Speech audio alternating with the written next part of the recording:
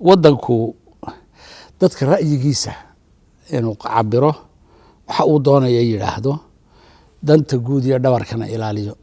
intaas weeyaan kondiisyoonada isku xiran yahay dimuqraadiyaddu hadday keenayso chaos hadday keenayso jantarogan hadday keenayso ya waa wax laga cawdo bilowsto laga alla baryo wey hadday keenayso in ra'yigiisa qofku kolkuu dhiibto uu kolkaa kii talada hayena uu qaato dadweynahana la sugo waxa uu damacsan yahay iyo cidda uu ku qanco in magaranaysaa ay tahay wixii uu dalka la doonayey sida uu doonayey himiladiisii qof ka jawaabi kara kolkuu ka dhexelo inuu kaadee soodkiisa siiyo oo dee uu taladiina iyo qaba yidhaahdo kolkay bataan wey ay tiradoodii ay joogto laakiin dadkeenu badi dimuqraadiyadda wuxuu u fahmayaa in uu kii kaste ee ra'yi keenayba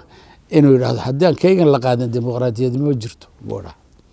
marka dee yani inaan dadkiina baarlamanku waxa uu macnihiisu yahay in dooduhu ay furnaadaan in mashaariicda kolka ay yani ama xukuumaddu keento ama iyaguba hindise ay keenaan inay kolkaa waxaan rajaynaynaa dee inay caafimaad qabku waxaa la yidhi carabta tiraahdaa caafimaadku ayar buu u yimaadaa qof weli uun ra'yigiisa lagu xidhay annagu ma hayno kow qof la dilayna ma hayno laba qof la xakumayna ma hayno haddii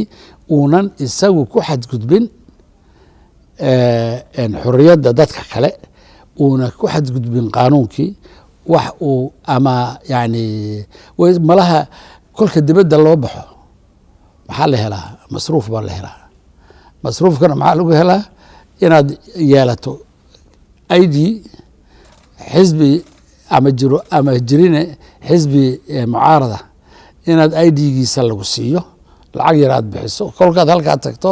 waa kanoo waa naftiibaa la ii keeno waa noolaan waayo waa la idilay oo waa la ikareeyo caruurtiibaa la iga laayay islaantiibaa la iga dilay oo odhanaya marka wuxuu dee ku helayaa xoogaa yaroo masruufa iyo inuu koodh yar gaato oo kolkaa dee yidhaahdo ma diideyno ayaguna iska yimaadaan laakiin marmarsiiyo ay halkan ka helayaan ma jirto